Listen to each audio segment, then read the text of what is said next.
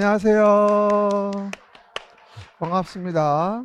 오늘 이제 새롭게 또 개강을 했어요. 뭐 청룡의 해라 그래가지고 맨날 얘기하지만 갑진년이라고 하대요. 올해는요. 그죠? 그래서 합격의 기운이 함께하기를 기원 드리고요.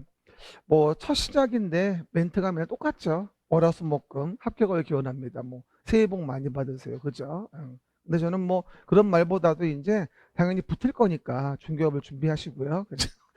어떤 분들은 가게를 벌써 얻는 분도 있어요. 그렇죠? 오버하지 마시고요. 그렇죠? 적당한 수준에서 하시기 바랍니다. 요번에 24년도에 이제 그림책 교육이에요. 1년 내내 우리가 그림책으로 공부를 하게 돼요.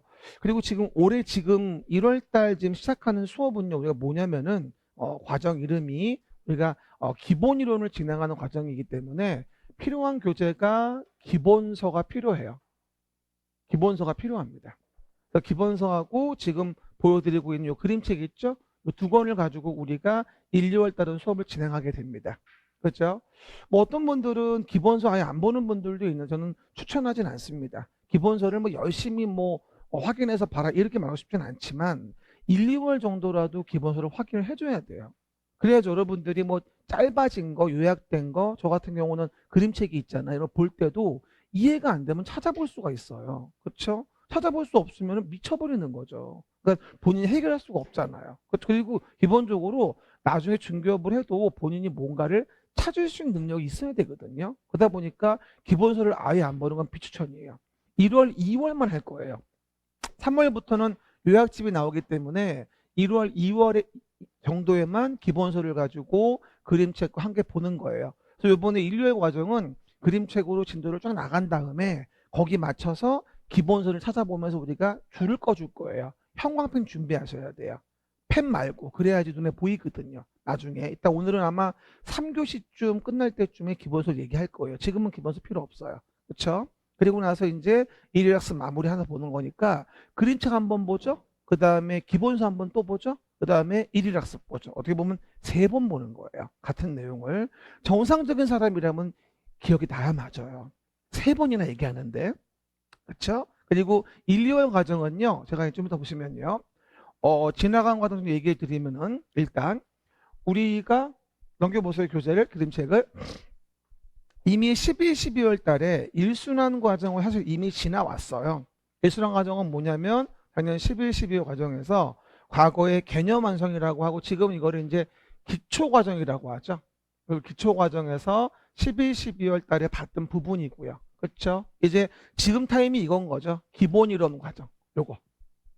그렇죠? 그래서 이제 기본서하고 우리가 그림책이랑 같이 간다고 이해하시면 좋을 것 같아요. 지금 과정은. 그렇죠? 그 다음에 끝나고 나면 이제 뭐 3, 4월 달에 가서 요때 이제 요약집이 나와요. 핵심 이론 부분에서 요약집.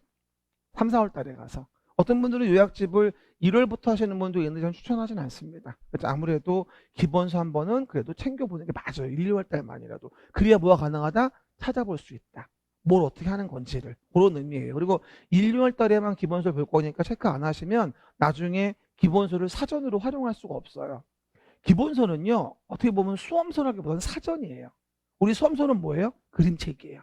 이걸 열심히 봐줘가지고 보는 것이고요. 여러분 다들 뭐 제 수강후기 읽어보신 분 아시겠지만 그림책만 봐도 70점 이상은 충분히 나와요. 염려하지 마세요. 자꾸 얇아서 되겠니? 그거나 똑바로 하세요. 그것도 많아 솔직히 얘기하면. 지금은 뭔지 모르니 얇아 보이잖아요. 공부 좀 해봐봐요. 그림책 절대 얇은 거 아닙니다. 이거 내용 엄청 많아요. 몰라서 그렇지. 아주 깨알 만큼 다 써져 있어요. 그렇죠? 나중에 보시면 압니다. 그래서 믿으셔도 좋다는 말씀 드리고요. 그 다음에 5, 6월 가면 뭐 하는 거죠? 기출이론. 우리 메가랜드는 다른 사하고 달리 기출문제 과정을 정규 과정에 집어넣었어요. 따로 돈 받지 않고요. 원래 저기 뭐 박땡땡 이런 데 가면은요. 기출문제는 별도로 돈 받아요. 다. 특강을 통해 가지고. 그것도 한 7, 80만 원 들어가더라고요. 근데 우리는 그냥 정규 과정에 들어와 있는 거라 아주 뭐 좋죠. 그 다음에 예상 문제 과정 풀게 되고요. 마지막 9, 10월 달에 이론 총정리하고 문제 백선하고 동형 모의고사 이런 거 보면서 진도 마무리하게 됩니다. 현재는 어디 있는 거예요? 지금 요거 들어가는 거예요. 내가 오늘 아침에 오다가 시험 며칠 남았나 봤더니 297일 남았더라고요. 그렇죠? 뭐 D-Day 설정해 놨더니 매일매일 떠요. 그렇죠? 이제 뭐 대충 300일 남았습니다. 그래서 뭐 되게 많이 오래 남은 것 같지만 정말 금방 가요. 눈 깜짝하는 사이에 금방 가는 거니까 정말 정신 단단히 차려야 됩니다. 한 번 더 얘기해요. 1년이란 기간 동안에 처음 공부하시는 분들이 한 번에 시험 붙는 거는 그리 확률 높지 않아요. 사실은요. 하지만 우리 메가랜드생들은 가능합니다. 그렇죠? 뭐만 하지 않으면 중간에 도망가거나 뭐라고요? 그리고 빠지거나 하시면 않는다면. 그렇죠, 여러분? 이 정도 설명드리고요. 오늘 진도 들어가기 전에 강의 계획서 잠깐 봐볼게요. 간단하게만 얘기합니다. 강의 계획서. 제가 요거 우리 저 11월 달에 기초과정 개강할 때도 설명을 드렸어요. 그때도 한 거니까 오늘은 간단하게 얘기할게요. 진도도 학교 많이 있으니까. 이거 오래 얘기해봤자 별로 좋아하지도 않아. 근데 이제 올해 같은 경우는 초시생보다는 재시생 비율이 높아요. 사실 올해 같은 경우는. 특히나 2차생 비율이 높은 거죠. 1차보다는. 1차는 이미 붙으신 분이 많더라고요. 올해 같은 경우는. 그리고 그것 좀 여러분 이해해 보셔야 됩니다. 우리가 그 2차 시험을 볼 때 작년 같은 경우는 34회에서 공법이 쉬웠어요. 대신에 중개사가 어려웠죠. 또 느낀 게 뭔지 알아요? 중개사가 어려울 때 합격률이 안 나오더라고요. 중개사가 어려울 때. 작년도에 21%밖에 안 나왔어요. 전년도에 비하면 거의 10% 다운된 거예요. 합격률 자체가. 근데 올해 같은 경우는 반대로 뭐다? 중개사가 쉽고 공법이 약간 어려워지는 시기예요. 원래 퐁당퐁당이기 때문에 올해 같은 경우는. 그럼 어떤 분이 그래요? 공법 35회 때 완전히 무슨 뭐 굉장히 어려워진다고 하던데 기본서 샅샅이 파가지고선 열심히 해야 되겠죠? 물어보는 분들이 있어요. 그런 분은 꼭 삼수합니다. 그렇죠? 기본서는 뭐다? 사전이라는 거예요. 그렇죠? 필요 없다는 말이 아니라. 그래서 우리는 뭐를 반복할 것인가를 봐줘야 되는 거고 무조건 뭐야 깊이 보는 게 중요한 게 아니에요. 다시 한번 얘기합니다. 시험이 어려워질수록에 하급의 10문제, 중급의 20문제, 더해 30문제 이걸 챙겨줘야 돼요. 특히 하급 10문제. 이거 실수하시면 안 돼요. 그럼 점수가 나오지가 않아요. 아주 쉬운 문제들. 상급의 10개는 뭐다? 어차피 어떻게 랄질랄질 하든 말든 버리는 거예요. 아무리 어렵게 나오도 신경 쓰지 마세요. 버리면 되는 거예요. 최대 15개 버려도 괜찮아요. 이해갑니까? 25개 맞추면 몇 점이야? 62.5점. 훌륭한 62.5점. 뭘 더 바래? 그 정도면 됐지. 그렇죠? 선택과 집중을 처음부터 하셔야 돼요. 그렇죠? 쓸데없이 깊은 거 고민하지 말고 기준 제가 말하지 않은 건 버린다. 이 기준이에요. 믿으세요. 나 24년 했어요 이거.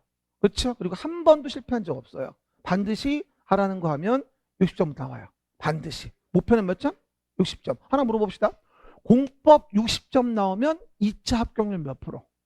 공법 60점 이상 나오면 공법 2차 합격률 90% 이상이에요. 안 붙는 게 이상한 사람인 거예요, 그거는. 그런 사람들은 다른 법을 아예 안 해버린 거야.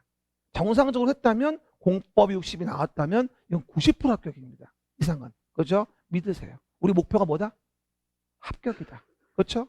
합격과 함께하는 고니공법과 함께하시기 바랍니다. 이상 영업질이었습니다. 그 정도 해서 간단히 봅시다. 1, 2월 달 과정에 대해서 공부에 대한 팁 몇 가지만 간단히 드리고 본진도 들어갑니다. 봐보세요. 첫 번째 뭐냐면요. 체계와 흐름에 집중하라는 말을 절대 까먹지 마세요. 이건 제가 11월부터 얘기했던 거예요. 자세한 내용을 듣고 싶으면 11월 달 첫째 주 1교시를 들으면 거의 비슷한 말 제가 했습니다. 공법은 법이 많아요. 6개라 체계와 흐름을 모르면 뭐를 보는지 알 수가 없어요. 그리고 하나 팁 드리면요.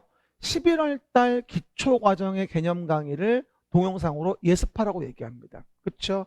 미리 들어보시고 11월 기초과정의 1차를 듣고 이 수업을 들으면 훨씬 더 잘 들어와요. 그럼 그거 아세요? 오늘 수업을 듣고 복습을 4시간 하는 것보다 11월 달 기초과정의 4시간을 듣고 이 수업을 듣는 게 효과가 3배가 많아요. 농담은 진짜입니다. 순서만 바꿨을 뿐인데 진짜로 그래요. 잘 들리거든. 그리고 뭔지 알아요? 미리 보고 하면 잘 들리니까 안 졸려요. 졸린 이유? 안 들려서예요. 안 들리면 졸린 거예요. 지금 안 들려요? 지금 시작했단 말이야. 그러면 안 돼. 알았죠? 그러니까 한번 해봐봐. 그럼 자꾸 물어보는 분들이 많아요. 아니, 기초과정 수업은 들어야 됩니까? 물어보는 분들은 과연 이거 듣고 싶어 물어보는 거예요? 안 듣고 어떻게 삐댈 수 없을까 물어보는 거예요. 그렇지, 그거거든. 하지만 용납할 수 없어요. 아직은 시간이 많이 남았으니까 지금 시기에 공부를 안 땡겨주면 방법이 없어요. 오늘은 못했으면 다음 주부터라도 기초과정 2주차 듣고 와서 오늘 거 듣고 이러면 저 훨씬 더 공부가 편해지고 잘 들려요. 그러면 졸리지도 않고요. 한 번만 해보세요. 그러면 3월부터 편해요. 공부가. 그렇죠? 그 점 이해해 보시고요. 두 번째, 공부의 왕도는 뭐라 했어요? 무한 반복에 있다. 해봐 말이 무한반복. 근데 뭐를 무한반복하냐가 무엇보다 중요하다. 무엇을 반복하는 게 중요한가? 그렇죠? 그럼 뭘 활용하라? 익힘장. 제가 여러분에게 익힘장이라 표현하는 건 뭐냐면 우리 기본적으로 11, 12월 달에 복습 노트. 뭐라고요? 11, 12월 달에 복습 노트를 배부한 게 몇 장? 7장이 있어요. 요거를 전체 범위로 아까 1번에서 기초과정 수업 듣고 오늘 수업 들었죠. 그럼 끝나고 나서 11, 12에 줬던 복습 노트 7장을 전체적으로 뭐다 쫙 읽는 거예요. 처음에는 가로를 메꾸려고 하지 마시고요. 가로가 메꿔진 상태에서 그냥 읽어요.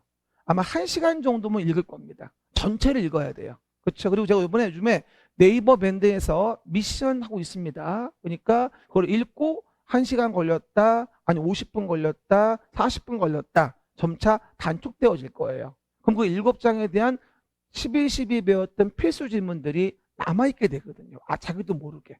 그래서 그 부분이 거점을 이루면서 무너지는 걸 방지해줘요. 여러분 지금요, 농지법 배웠던 농지의 정의 있잖아요. 이런 것들을 2달 후에 가서 배우면 아무것도 기억이 안 나요. 근데 요 7장을 매 주마다 공법데이 있는 일주일에 한 번이에요. 매일매일 아니고 공법데이 우린 금요일이죠. 그날 매 수업 끝나고 나서 1시간만 읽어주면 거점이 확보가 되어집니다. 이것만 되면 휘발을 굉장히 줄일 수 있어요. 말씀 들어야 돼. 내 말 들으면 합격해. 고집 부리지 말고. 알았죠? 뭐다? 그래서 익힘장 활용하라. 기본서는 뭐다? 사전이다. 또는 배우자는 비계 정도? 라고 이해하시면 된다. 절대로 기본서를 파는 건 아니다. 그냥 참고서 기본서다. 아니 저 뭐야 사전이라고 이해하시면 되고요. 그래서 뭘 활용한다? 익힘장. 그럼 봐요. 오늘도 또 나갔죠. 일일학습이. 그러면 1, 2월 달은 시즌2 8장이 나갑니다. 8주 끝나면 2월 말에 3월부터는 그걸 또 돌립니다. 전범위로. 이런 식으로 그래서 맞물려 가는 거예요. 그래서 1, 2번 해가지고 앞뒤로 막아주는 거죠. 그러면 안정적으로 내용이 연속될 수 있는 거죠. 까먹지 않고 휘발되지 않게 활용 좀 반드시 해주십니다. 익힘장을 뭐라고 이해하자? 지금은 11, 12월에 복습 노트 7장 전체로 읽어준다. 가로 채워진 상태에서. 그리고 뭘로 인증하자? 밴드에 와서 시간으로 인증하자. 몇 분 걸렸다. 어떤 분은 뭐 사진 찍어 올리는 분도 있고요. 밴드 가입 안 했어요 아직도? 좀 해봐봐요 좀. 우리 저 패밀리 좀 됩시다. 패밀리. 어? 그래야지 관리를 받지 기본적으로. 이따 또 얘기하고.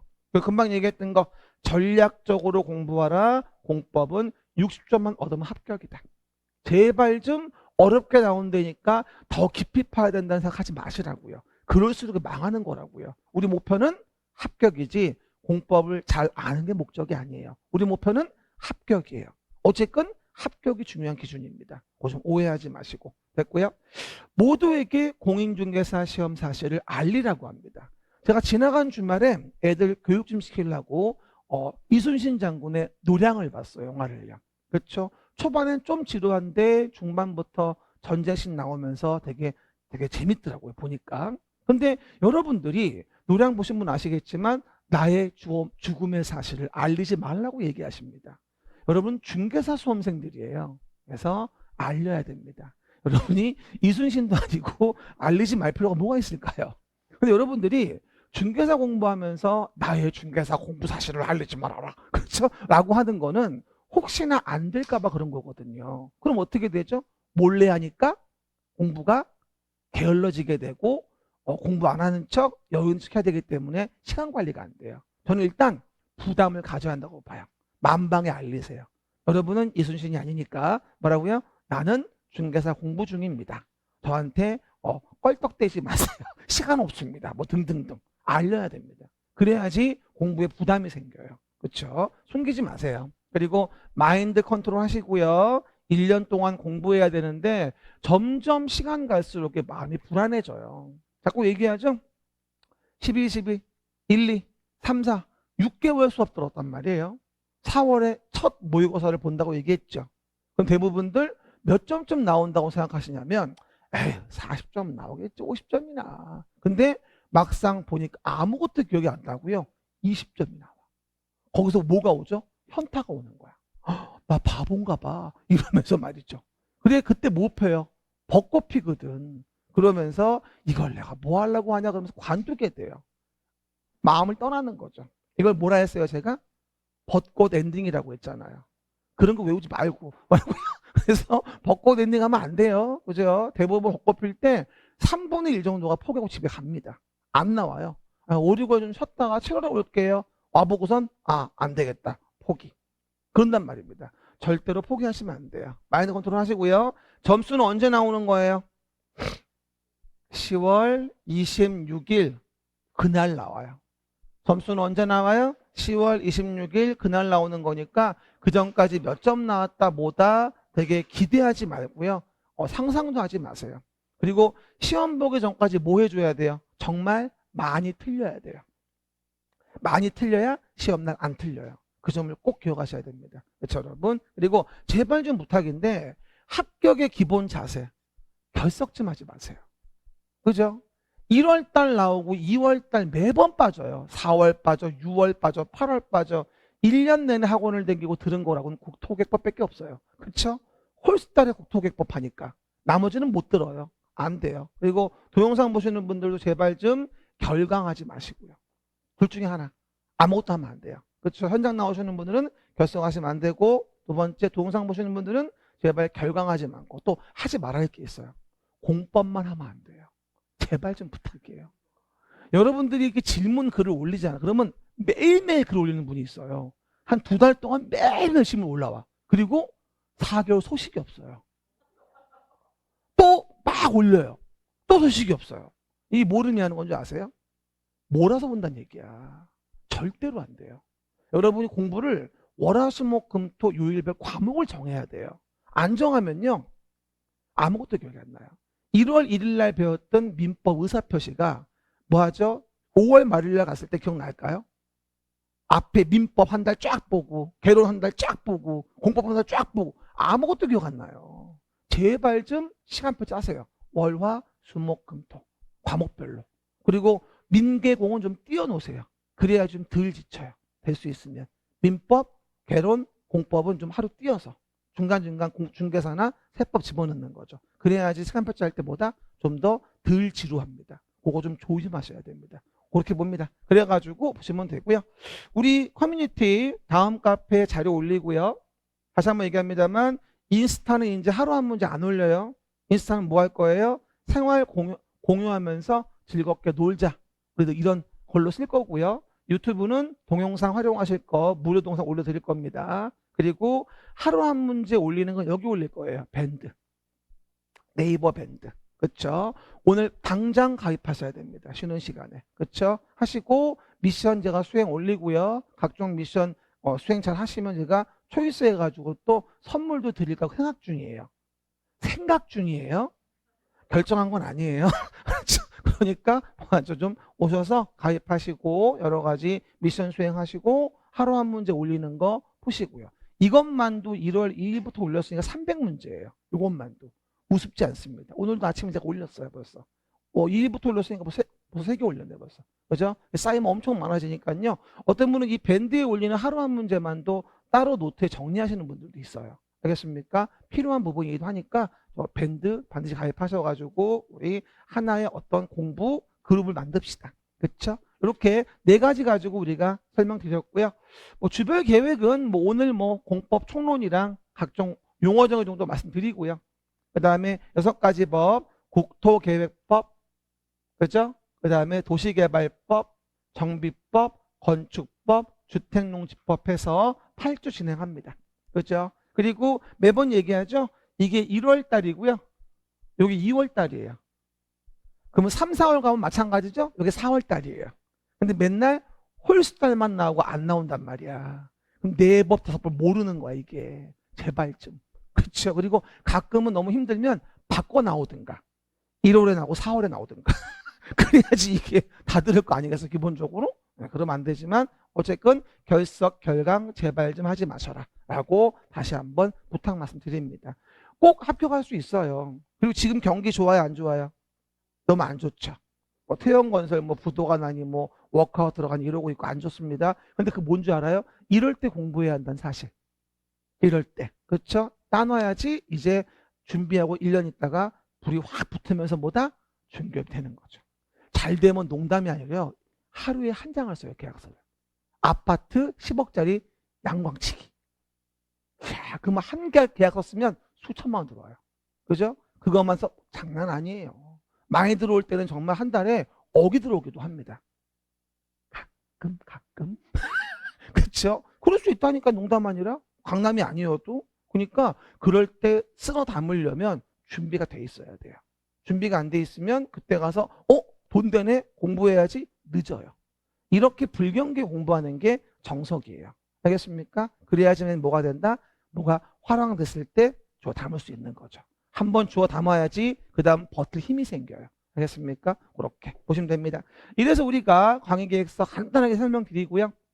오늘 본진도 들어갑니다. 봐요. 그러면 그림책에서 일단 내용에서 보시면 부동산 공법 총론이 나옵니다. 봐요. 그럼 두 팔 좀 들고 기지개 좀 켜보세요. 목 좀 돌리고. 동영상 보는 분들도 이렇게. 그리고 있잖아요. 공부를 하실 때 무조건 막 공부만 하는 것보다는 뭐 한 달에 한 번이나 두 달에 한 번이라도 본인에게 상을 주세요. 그럼 그것 때문에 두 달을 버틸 수 있어요. 저 같은 경우는 뭐 2월 말에 뭐 스키장 한번 가야지 뭐 이런 거라든가 뭐 영화 한번 보러 가야지 이런 거라든가 뭐 하루만 여유를 주는 거죠. 그리고 나머지 뭐가 된다? 날짜는 그날을 위해서 열심히 공부하는 거죠. 그 수밖에 없는 거예요, 사실은. 그렇죠? 그 정도 이해해 보시고. 그럼 체크만 넘기고 올라와봐요. 그러면 부동산 공법 좀 봅시다. 봐요. 사실은 자세한 내용은 제가 또 11월 달에도 얘기했기 때문에 오늘까지만 얘기합니다. 사실은 1월까지는 처음 공부하시는 분이 있어가지고 아예 그냥 갈 수는 없고 요번 1교시에 간단하게 몇 개만 얘기해 줄 거고요. 좀 더 진하게 내용 듣고 싶으면 11월 달에 1교시를 들어도 좋을 것 같아요. 1, 2교시를. 오늘은 간단히 얘기하면 두 번째니까. 3월부터는 이거 안 해요, 이제 총론. 3월부터는 본진도야, 바로. 알겠습니까? 오늘은 잠깐 1교시만 얘기합니다. 그러면 부동산 공법에서 공법이란 말이 나오면 뭐라고 이해하자, 우리가? 기억나세요? 규제. 그러면 공법의 주요 목적은 뭐라고 이해하자? 규제하기 위한 거다라고 이해하시면 돼요. 그렇죠? 그런데 우리가 공법이라는 걸 배우기 전에 근원적으로 뭐라고? 근원적으로 법이라는 게 있지 않습니까? 그럼 먼저 법이라는 게 뭔가 이거부터 먼저 알아야 할 필요가 있다는 얘기죠.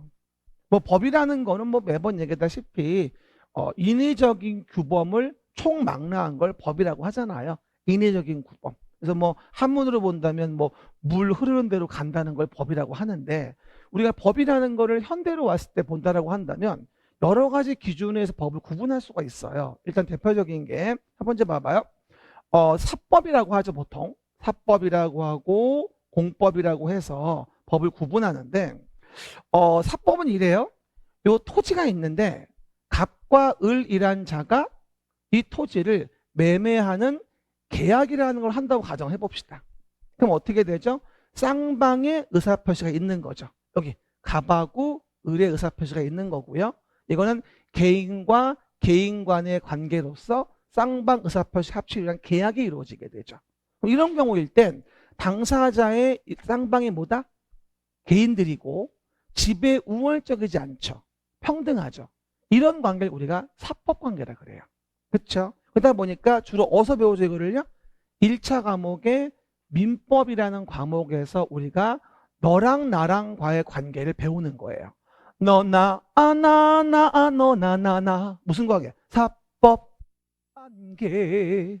왜 안 해? 창피해. 당황스러웠어? 시작. 너나 아나나 너나 나나 사법과 관계. 알았죠? 너나 나나 사법관계예요. 그렇죠? 너랑 나랑은 사법관계. 알았죠? 그렇게 이해하시면 돼요. 그다음에 여러분들이 내가 토지를 팔았는데 뭐다 얘가 죄금을 안 준다거나 목적물을 안 준다거나 채무불이행 문제가 생기면서 분쟁이 생기는 거죠. 그런 것들을 조율하는 게 1차 과정 민법에서 배우는 거라서 너랑 나랑과의 관계구나. 그리고 이런 거에 대해서 물건을 중개해서 거관 역할로 중개하는 게 우리 중개업자가 할 일인 거예요. 사실은요. 매도인 매수인 연결시켜 주는 거. 그리고 수수료 받는 거 우리 하는 거잖아요. 진짜 어떻게 보면 꽁돈 같아. 가만 생각하면. 그렇죠? 참 매력 있는 직업인 것 같아요. 하지만 의뢰인한테 돈이 안 아깝다는 인상은 줘야 돼요. 그렇죠? 판판이 놀면서 상가 0.9 주세요. 욕먹어요. 그렇죠? 아무것도 안 하면서. 그러면 안 돼. 열심히 해주고 각종 세제, 법제 모든 거 서포트 해주면서 열심히 하는 사람 보여줘야지 수수료가 안 아깝지. 그래야 수수료 분쟁이 안 생겨요. 알겠습니까? 명심하셔야 됩니다. 됐고요. 그런데 이럴 때 요 을이 토지를 샀습니다. 그럼 물어볼게요. 을이 토지를 산 이유는 뭐예요? 건물 질라고. 그래서 뭐라고요? 을이 토지 산 이유는 뭐냐면 건물 질라고 산 거예요. 그러면 이 건물을 지을 때 을은 내 맘대로 건물을 지으면 되겠네. 토지가 있으니까. 그러면 안 되죠. 그렇죠? 이럴 때는 우리 뭐다 고양시장이라든가 아니면 서울이라고 한다면 뭐다 우리 강남구청장이라든가 이런 시군구장에게 허가를 받아야만 이 건축물의 건축이 적법해져요. 그러면 이런 관계가 바로 뭐다? 사실은 공법관계예요. 뭐다? 일방이 공공관청으로 집의 우월적 지위에 있으면서 그렇죠? 타방인 뭐다? 우리 개인들에 대해서 행위 제한을 가하는 거죠. 뭐 하려고? 공공복리 증진을 위해서. 을은 뭐가 되죠? 허가받고 건물을 지었을 때 건축물 건축이 뭐가 되는 거예요? 적법해지는 거죠. 이해 가시겠습니까? 그럼 봐요. 공법관계는 일방이 집의 우월적 지위에 있는데 그가 뭐다? 나한테 권력적 단독행위로서 행위 제한을 가하기 위해서 규제를 가하는 법관계. 이를 뭐라 한다 우리가? 공법관계라고 하는구나. 그럼 우리는 1년 내내 부동산 공법을 배운다는 말은 부동산과 관련된 공적인 주체가 우리에게 뭘 규제하는 것인가 이거를 배우려고 하는 게 공법을 배우는 주요 목적이구나 라고 이해하시면 돼요. 일단 법률 관계를 따질 때는요. 당사자 관계가 중요하고요. 그러면서 뭐가 된다? 이게 평등한지 집의 우월적인 뭐가 된다? 지위에 있는 건지 이거에 의해서 사법과 공법 관계의 구별은 이루어지는 거다라고 보시면 됩니다. 알겠습니까? 한 번 더 물어볼게요. 부동산 공법은 뭘 배워요? 부동산을 규제하는 걸 배우는 거야. 누가? 공적인 주체가 우리에게 뭘 규제하는지. 대표적으로 을이 산 토지에 건물을 짓는다면 건축에 허가를 받아야만 건물 건축이 적법해지는 것을 배운 거죠. 그럼 우리가 공공복리 증진을 위한다는 게 공법의 행위 제한의 명분이에요. 공공복리 증진. 알겠습니까? 그렇게 내용들 이해하시면 되겠죠. 그럼 이와 같은 공법이라는 거는 몇 개가 있냐면 사실 120개가 넘어요. 부동산 관련된 공법만 다 공부하다간 죽을 수 있어요. 그래서 뭐라 했어요? 6개만 골라서 시험 봐요. 여러분 2차 과목이 원래 3과목이잖아요. 근데 법령의 개수로 치면 10개거든요. 3과목이지만 근데 10개 중에 6개가 공법이에요. 그러니까 얼마나 공법이 어려운 거예요. 똑같이 40문제를 주는데 중개사법은 거의 한 법이고 세법은 그냥 한 3법 정도. 그렇죠. 공시세법은. 그리고 뭐가 되죠? 공법은 6개. 그러니 엄청나게 바쁘고 시간이 없고 효율적으로 쓸 수밖에 없다는 얘기예요. 만약에 공법을 말이죠. 중개사 마치로 공부하잖아요. 6개월은 강의해야 돼요. 안 그러면 끝낼 수가 없죠. 그러니까 방법이 달라요. 중개사는 세세하게. 공법은 책의 흐름 속에 붙이는 거. 이렇게 가야지 공부가 진행될 수 있는 거예요. 공법을 중개사 마치로 공부하다가는 정신병원 가요. 보다가 상태가 안 좋아지는 거죠. 그렇죠? 보기도 싫고 말이야. 그러면 안 돼요. 그럼 첫 번째 볼게요. 첫 번째 법이 뭐냐? 국토의 계획 및 이용에 관한 법률이에요. 시작. 국토의 계획 및 이용에 관한 법률이다. 매번 얘기하죠. 계획이란 단어가 나오면 뭐라 했어요? 규제라고 이해하자. 한 번 더 물어볼게요. 부동산 공법은 부동산을 규제하는 법이에요. 공적 주체가 우리를. 그죠? 근데 규제를 가할 때 가장 많이 쓰는 방법은 계획을 만드는 거예요. 알겠습니까? 그러면 계획을 만드는 건 뭐다? 아, 규제하는 거의 수단이구나. 이렇게 이해하셔야 돼요. 우린 1년 내내 뭐 배운지 아세요? 공법을 배운다고 하는데 1년 내내 계획을 배워요. 그 계획으로 뭘 규제하는지 알고 싶으니까. 결론은 뭐예요? 계획 배우는 거야, 솔직히 얘기하면. 그럼 길게 읽어봐. 국토를 뭐예요? 계획하자. 뭐 하려고? 이용을 규제하기 위해서. 이게 국토의 계획 및 이용에 관한 법률인 거야. 뭐라고요? 국토를 계획하자, 이용을 규제하기 위해서. 이걸 정한 법이 뭐다? 국토의 계획 및 이용에 관한 법률. 그냥 외워. 계획 나오면 규제. 뭐라고요? 규제의 수단이 뭐야? 계획인 거야. 한 번 더. 부동산 공법은 부동산을 규제하려고 배우는 거고, 그럴 때 규제의 대표 수단이 뭐다? 계획을 만드는 거다. 알겠습니까? 그러면 따라해봐요. 국토를 계획하자. 이용을 규제하기 위해서. 이게 뭐다? 국토의 계획 및 이용에 관한 법률로서 12문제가 나오는 첫 번째 법률, 즉 30%예요. 전체 부동산 공법의 30%가 나오는 게 국토의 계획 및 이용에 관한 법률이고, 짧게 뭐라 부를까요? 국토계획법이라고 부를 거예요. 뭐라고요? 국토계획법. 나 지금 뭐 하는 건 줄 알아요? 복수하는 거예요. 얼마나 무서운지 보라고. 봐봐. 잠깐. 그럼 봐요. 국토라는 걸 계획을 하는데 국토는 너무 넓어요. 그래서 국토 단위로 계획하는 게 어려웠기 때문에 안 되겠다. 야, 도시를 단위로 계획을 하자. 국토 너무 넓어서 이게 계획이 잘 안 된다. 라고 해서 전국의 고양시, 서울시를 비롯한 120여 개 도시마다 도시에서 계획을 만들어요. 그러면 그 도시의 부동산을 도시계획으로 뭐 하죠? 규제를 가하는 거예요. 그럼 우리 서울특별시이면 서울특별시에 대해 서울특별시장이 도시계획 만들어가지고 서울시의 부동산을 규제하고, 고양시이면 고양시장이 도시계획 만들어서 고양시의 부동산을 규제하는 거예요. 도시계획 길게 얘기하면 앞으로 우리 도시라는 말이 나오면 이렇게 이해합시다. 대표적인 도시인 서울을 본다면 서울시에 대해서 서울시장이 이렇게 외워요. 그냥 뭐라고요? 도시라고 나오면 대표적으로 서울시란 도시에서 서울시장이 그 도시를 뭐 하려고? 규제하려고 만드는 걸 배우는 게 도시계획인 거예요. 한 번 더 시작. 서울시란 도시에서 서울시장이 그 도시를 규제하려고 만드는 계획이 뭐다? 도시계획인 거야. 이게 전국의 120여 개 도시가 다 모이면 어떻게 되지? 그게 국토가 되는 거야. 이해가셨죠? 그럼 실제는 뭐 배우는 거죠, 우리가? 국토의 계획 및 이용 법률이지만 실제는 우리 도시의 계획으로 무엇을 규제코자 하는가를 배우는 거다 라고 이해하시면 별로 어렵지 않다. 알겠습니까? 그 얘기. 근데 봐요. 그러면 그 도시계획으로 봐요. 이와 같이 처음에 새로운 단지와 시가지를 만들기 위해서 사업하는 게 있어요. 계획해서 그게 도시개발사업이에요. 시작. 도시개발사업. 한마디로 신도시를 만들기 위해서 새로운 단지와 시가지를 뭐다? 조성하는 사업인 거죠.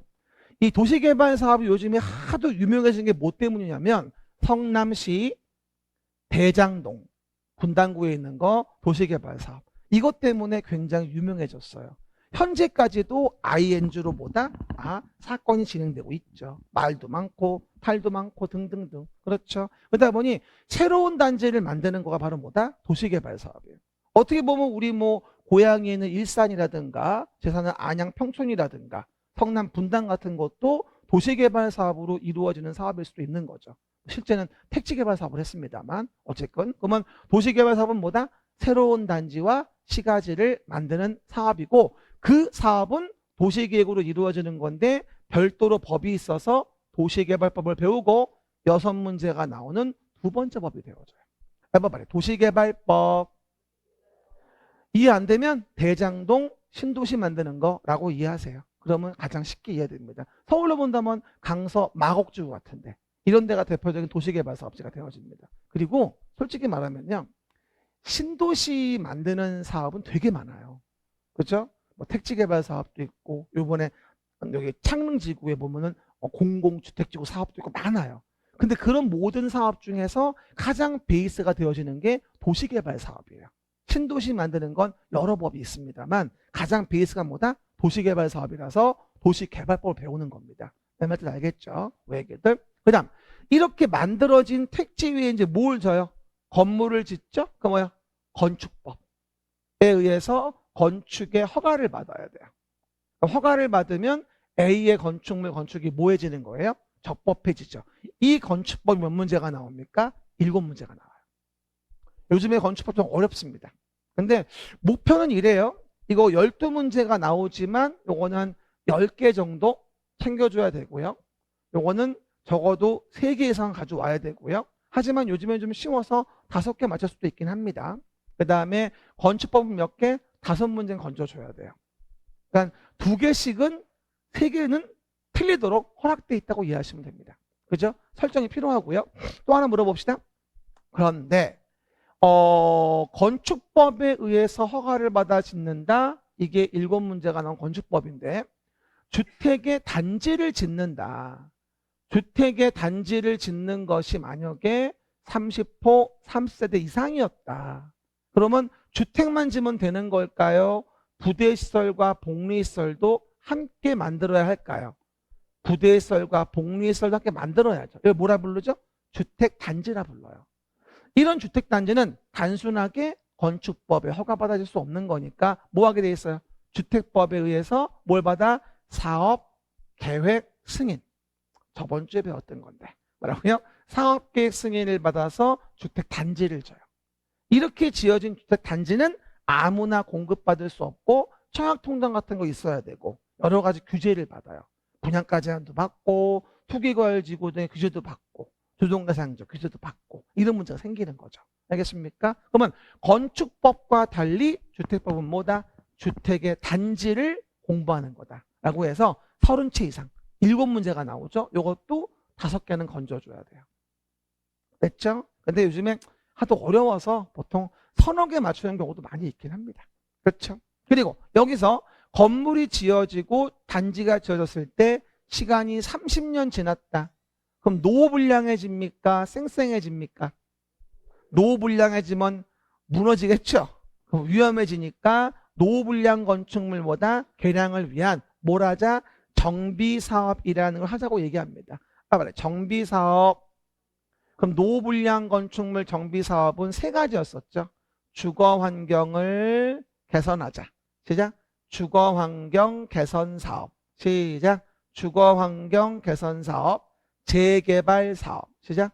재개발사업. 그 다음 재건축사업. 이런 식으로 3가지의 정비사업이라는 것을 보게 되는 게 정비법이에요.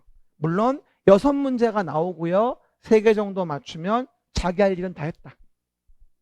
대충 이 정도 맞추면요. 대충 67.5쯤 나옵니다. 27문제쯤 맞출 수 있는 거니까 따지고 보면요. 그렇죠? 그 얘기들. 그러다 보니 우리가 공법에서 이렇게 뭐 국토계획법부터 뭐다 한 10개 맞히고 그렇죠? 3개, 3개, 16개, 5개, 5개 뭐다 10개. 농지법의 2문제 중에 1문제. 그러면 27문제. 그러면 67.5. 완벽한 점수예요. 상상은 해봤나? 67.5? 혹시 87.5 원하는 거 아니겠죠? 그러시면 안 돼요. 눈을 뜨고 얘기합시다.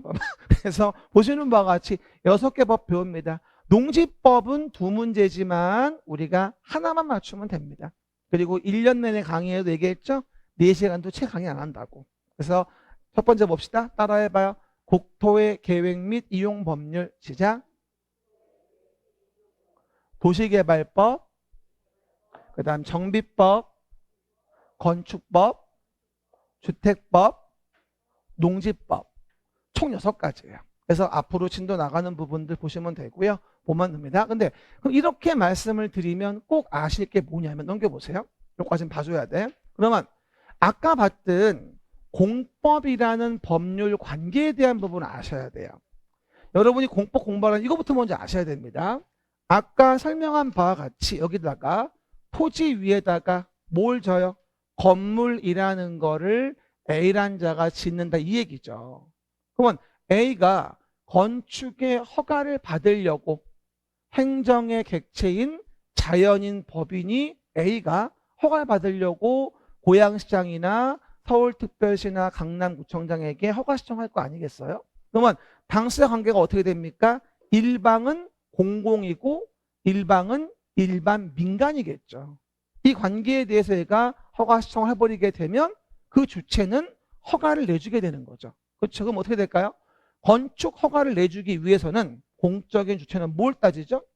관련된 법에서 건축법 등의 허가 내주는 게 타당한지 따져볼 것이고, 그리고 또 뭐가 된다? 우리 아까 만들었던 서울시의 도시계획상 그 건축물이 지을 수 있는 건축물인 건지 계획상 어긋나지 말아야 되겠죠. 그랬을 때 다 타당하다면 권력적 단독행위로서 허가를 내줘요. 우월적 지위에 있는 자가 상대방에게 뭐다? 일방적 의사표시를 하는 행위. 이건 계약이 아니에요. 일반적으로. 민사관계는 너랑 나랑 계약이잖아요. 평등하게. 주로. 하지만 공법관계는 공적 주체가 집의 우월적인 지위에서 일방적으로 허가 불허가 내주는 거거든요. 단독행위예요. 어렵게 말하면 권력적 단독행위라고 해요. 오른쪽 끝에 써 있을 거야. 행정행위. 뭐라고 나와요? 여기 권력적 단독행위. 이해갑니까? 그래서 이건 계약이라 볼 수는 없고 행정행위는 뭐다? 일반적으로 권력적으로는 지배 이월적 지위에서 하는 단독행위라고 보셔야 됩니다. 상대방에게 허가 시청자에게 승낙받아 허가 불허가는 거 아니잖아. 일반적인 민사관계가 다른 거지. 우리 배웠죠? 민법쌤한테 법률행위 당사자 목적 의사표시할 때 그렇죠? 이건 당사자가 일방이 공적인 주체인 거야 사실은. 그러다 보니까 권력적인 일방적 의사표시인 단독행위라고 하는 거죠. 외우란 말이 아니야 이 말은. 의미를 알란 얘기야. 무슨 얘기인지를. 알겠습니까? 그 얘기. 그럼 봐요. 이렇게 해서 우리가 어떻게 해서 허가가 나오는지 관계를 얘기해 줬어요. 공법에서. 근데 문제는 뭐냐면 이 행정 주체가 그 입을 붙여주지 않으면 의사표시 못한다는 거예요. 그래서 행정 주체의 의사를 표시하는 기관이 필요한데 그 기관을 우리가 행정청이란 말을 써요. 그럼 봐요. 국가라는 행정 주체의 행정청은 각부의 장관들이에요. 그렇죠? 국토교통부 장관. 그러면 대한민국이라는 국가 행정 주체에 부동산 관련된 의사를 표시하는 행정청은 국토교통부 장관인 거예요. 환경과 관련된 국가 의사 표시를 하는 건 환경부 장관인 거고요. 그리고 서울특별시라고 하는 행정 주체의 의사를 표시하는 행정청은 서울특별시장입니다. 그죠? 그러니까 서울특별시가 행정 주체고 그 시장이 행정청이 되어지는 거예요. 그렇죠? 그러니까 도시계획도 뭐야? 서울시에 대해서 서울시장이 계획을 만들어 규제한다고 얘기하는 거죠. 그럼 우리는 이 국민에 깜짝아. 국민에 대한 뭐라고요? 자연인하고 법인에 대한 부분에 대한 것들은 민법 시간에 배우시면 되고요. 우리 공법 시간은 요걸 배우셔야 돼요. 처음 공부하시는 분들은 이 행정청 때문에 되게 화내는 분들이 많아요. 승질나 살 수가 없다고. 그럼 봐봐 밑에 행정청 정의 뭐라고 나오죠? 행정청이란 행정에 관한 의사를 결정하여 표시하는 국가지자체의 기관. 이걸 행정청이라고 해요. 시작. 국가지자체의 기관. 시작. 국가지자체의 기관입니다. 그 중에서 봐봐요. 국가라고 하는 행정주체의 대표적인 의사표시 기관은 무슨 장관인 겁니다. 현행 지금 정부는 18부 4처, 18청이라고 하는 정부 조직을 두고 있습니다. 그렇죠. 근데 어쨌든 뭔지 알아요? 부동산과 관련된 국가행정청은 국토교통부 장관입니다. 보시면 여지가 없어요. 그럼 우리는 뭐 공부하시는 분들이에요? 부동산. 그럼 부동산 공부하시는 분들의 국가의사표시는 거의 100% 국토교통부 장관인 거죠. 그렇죠? 그래서 아직은 모르겠습니다만 예를 들어 우리 GTX-A 들어오잖아요. 고양시에. 그죠? 그러면 GTX-A를 국가계획 차원으로 국장이 한대요. 그럼 그런 도시계획설 사업은 국장이 시행할 수 있다. 국토교통부 장관은 제가 국장이라 부를 거예요. 그리고 부동산과 관련된 국가의사표시 나올 때마다 TV 누가 나오셔요? 국토교통부 장관. 이해갑니까? 우리는 부동산 공부를 하는 거니까 국가라고 나오면 그 권한자는 국토교통부 장관이구나. 이렇게 이해해도 별 무리가 없다. 거의 우리 공부하는 거에 국가라고 나오면 90%는 됩니다. 90%는. 짱이고요. 그 다음에 농지와 관련된 국가는 농림축산식품부 장관. 농지 나왔을 때.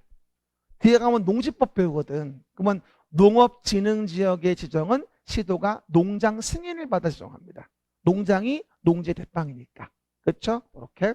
그 다음 수산자원보호구역 나오면 해장이라고 해서 해양수산부 장관. 해장. 수산물이 해장할 땐 제일 좋다. 뭐라고요? 기억나세요? 수산물이 해장할 땐 제일 좋다. 아주 뻘겋게 끓인 오징어국 얼마나 맛있어요. 오징어국. 황태는 같이 끓이면 맛있잖아. 청양고추 쏙쏙. 얼마나 맛있어. 해장 딱이지. 계란 좀 딱 풀고. 됐고요.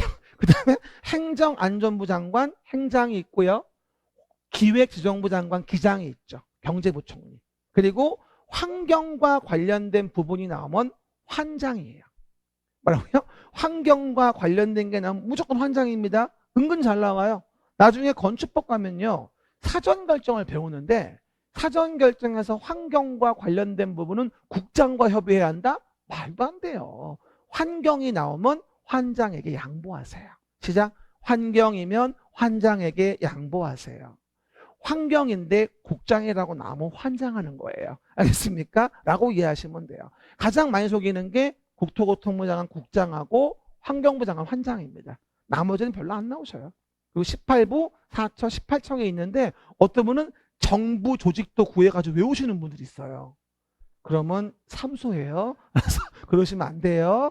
말하는 것만 하시면 되고요. 어떤 분이 물어보대요. 지금 정부는 왜 이게 안 바뀌었어요? 저번 정부 이거 아니었나요? 물어보는데 맞아요. 안 바뀐 이유가 아시겠지만 지금 국회가 다수당이 파란당이에요. 그래서 빨간당이 뭐다? 바꾸기 어려워요. 그래가지고 이번 총선 지난 다음에 그리고 이제 개각을 진행할 모양인가 봐요. 총선에서 승리했을 때 여러분 봐야 알겠습니다만 어쨌든 그런 내부의 사정이 있는 것 같습니다. 오해는 마시고요. 그 다음에 봅시다. 이게 중요하죠. 지방자치단체. 시작. 여러분이 요것 때문에 많이 혼동을 해요. 지방자치단체. 국가행정청은 별로 어렵지 않아요. 근데 지방자치단체 행정청이 어려운데 이거 알아야 오늘 수업 들어. 집중하세요. 집중. 지금은 자면 안 돼. 지금은 자면 안 돼. 옆에 사람 깨워. 봐봐요. 봅시다. 따라해보세요. 시도지사. 이게 광역자치단체예요. 시도지사. 근데 법조문에 뭐라고 나오냐면요. 이러고 나온다. 들어봐봐요. 특별시, 광역시, 특별자치시, 도 또는 특별자치도는 이러고 나와요. 조문에서. 근데 엄청 길잖아요. 한 번 더. 특별시, 광역시, 특별자치시, 도 또는 특별자치도는 기니까 이걸 짧게 이하 시도지사라 한다. 이러고 나와요. 조문에서. 그럼 만약에 시도지사라고 나오면 그 앞에 있는 시는 특별시, 광역시, 특별자치시를 얘기하는 거예요. 우리 고양시 얘기하는 거 아니에요. 이 시는 달라요. 알겠습니까? 뒤에 도지사가 나와 있으면 앞에 있는 시는 뭐다? 특별시, 광역시, 특별자치시. 뭘로 구분해? 뒤에 뭐라고 써있냐 봐야 돼. 도라고 써있으면 요 시는 달라지는 거야. 이해 가시겠습니까? 그 구분하시고요. 거기서 특별시는 어디예요? Sir. 광역시는 인천, 대전, 대구, 부산, 광주, 울산이에요. 6대 광역시. 그러면 특별자치시 세종시 얘기하는 거예요. 그 다음에 도라고 한다면 일반적인 도고요. 특별자치도 어디 얘기하는 거야? 제주 얘기하는 거예요. 근데 요즘에 강원특별자치도, 경기 북부특별자치도, 전라북도 특별자치도 이런 게 뉴스 나오잖아 지금. 이거는 그거 얘기하는 거 아니에요. 제주 얘기하는 거예요. 왜냐하면 여기 나오는 특별자치도는 밑에 기초자치단체가 없어요. 그죠? 하지만 강원도 같은 경우는 밑에 시군이 있단 말이에요. 그러다 보니까 여기 나오는 특별자치도는 뭐다? 우리 제주도 얘기하는 거고 다른 거 얘기하는 거 아니에요. 오해하시면 안 돼요. 이 특별자치도의 의미는 기초자치단체가 없는 거 얘기하는 거거든요. 그럼 봐봐요. 제주도 밑에 무슨 시가 있죠? 제주시가 있고 서귀포시가 있거든요. 근데 요 시는 선거도 안 해요. 이거는 그냥 행정 업무 분장의 시기 때문에 지자체가 아니에요. 모든 권한은 도지사한테 있어요. 알겠습니까? 그럼 물어봐요. 제주도에서 제주시에 건물을 지으면 누가 허가해요? 도지사가 허가하는 거예요. 이해갑니까? 얘는 뭐다? 지자체가 아니라 그냥 행정 업무 분장으로 보는 거예요. 위임위탁 고려하지 않습니다. 오해하지 말고요. 이게 특별자치도의 의미입니다. 그럼 봐봐요. 일반적인 도, 우리 경기도. 그럼 봐요. 경기도 밑에는 시장 군수가 있어요. 그러니까 시장 군수의 군수가 뒤에 나오면 앞에 있는 시는 도 밑에 있는 시구나. 이렇게 이해하셔야 돼요. 뒤에 도지사가 나오면 이 시는 이거구나. 라고 이해하셔야 돼요. 이거 먼저 구분을 하셔야 됩니다. 안 그러면 되게 헷갈려요. 그렇죠? 한 번 더 물어봐요. 경기도 밑에는 몇 개 시군이 있어요? 2개밖에 없어요? 31개. 고양시를 비롯해 31개, 2개는 너무 심한데? 그러면 그 경기도 밑에 있는 많은 31개 시군 중에서 3개만 군이에요. 가평, 연천, 양평. 근데 양평군은 조만간 시가 된다고 하는데 벌써 5년째인데 말이 없네. 그렇죠? 보통 군 단위보다 시가 인구도 많고 경제 규모도 큰 걸 시라고 하거든요. 근데 양평은 조만간 시가 되긴 될 거예요. 아마 인구도 많기 때문에. 그렇죠, 여러분? 그 얘기들. 그럼 나머지는 대부분 시라는 건데 그 시 중에 중요한 게 있어요. 일반적인 시가 있고요. 고양시와 같이 인구가 50만 명 이상 되어지는 시도 있어요. 이걸 대도시라고 해요.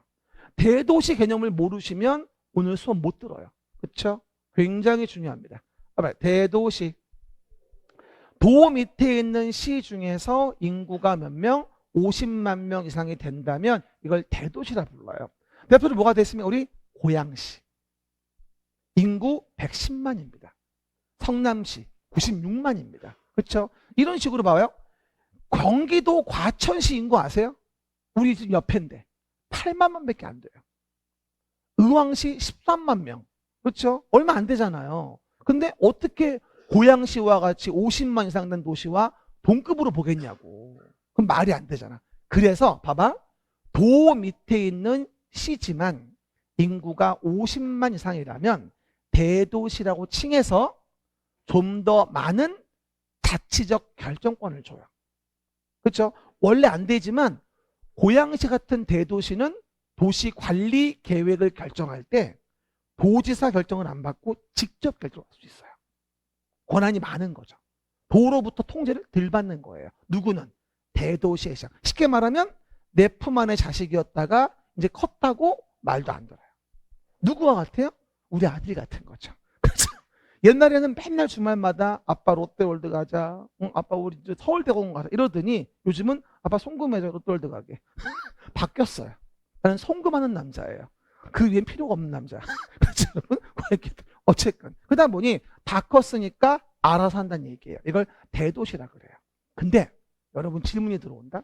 생근데요, 고양시는요 인구 100만 이상이라 그래가지고 특례시라고 하던데. 수, 용, 창고. 수원, 용인, 창원, 고양시. 수, 용, 창고는 인구 100만 이상으로 특례시라고 그러던데요. 물어보는 분이 있는데 우리 법하고는 관계없어요. 우리 배우는 법에는 아직 특례시 권한이 명명되지 않았습니다. 지방자치법만 바뀐 것이지 우리 관련된 6가지 법에는 특례시가 안 나옵니다. 그래서 볼 필요가 없습니다. 내 말 이해하십니까? 오해하지 마시고 자꾸 뉴스 보고 적으면 안 돼요. 뉴스는 쇼야. 내 말을 들어야 돼. 이해가셨죠? 오해하지 마시고. 빨리 대도시 다 했어. 근데 이 대도시 밑에는 뭐가 있냐면 우리 일산 동구, 일산 서구, 덕양구, 성남시, 분당구 이런 식으로 대도시 밑에는 또 구가 있습니다. 일반적으로. 그러면 이 구는 지방자치단체인 구가 될까? 아니라는 거예요. 그럼 물어봐요. 경기도, 고양시, 일산 동구에서 건물 져요. 누가 허가하죠? 고양시장이에요. 이건 지방자치단체가 아닙니다. 달라요. 내 말 뜻 이해하시겠죠? 그거를 먼저 이해해 보셔야 됩니다. 그럼 봐봐요. 특별시, 광역시 밑에는 뭐가 돼 있어요? 요거. 특별시, 광역시 밑에는 지방자치단체인 구가 있다 그래서 자치구의 구청장이라고 합니다. 그래서 우리가 보통 기초자치단체라고 한다면 들어봐. 시장, 군수, 자치구의 구청장. 이걸 보통 기초자치단체라고 합니다. 말해. 시군구장, 시작, 시군구장. 광역은 시도지사. 기초는 시군구장이 되어지는 거예요. 그럼 봐봐요. 왜 특별시, 광역시 밑에 있는 구는 일산, 동구, 분당구와 달리 지방자치단체인 구로 볼까? 가장 대표적인 이유는 인구라고 이해하시면 좋을 것 같아요. 제가 사는 안양시 인구는 65만이에요. 근데 서울특별시에 있는 송파구 인구가 65만이에요. 동급이야 거의. 이해갑니까? 그러다 보니까 서울특별시에 25개의 자치구가 있는데요. 가장 인구 많은 게 송파구. 두 번째가 어디다? 강서구예요. 대부분 다 신도시 만든 구가 인구가 많아요.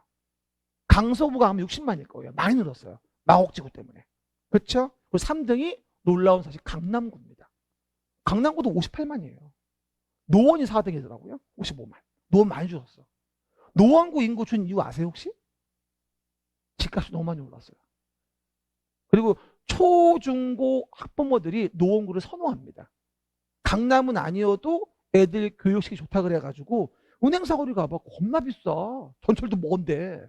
그렇죠? 그 학원 때문에. 정작 애들은 공부 안 하는데. 어쨌든 그렇죠? 우리 집도 가까워.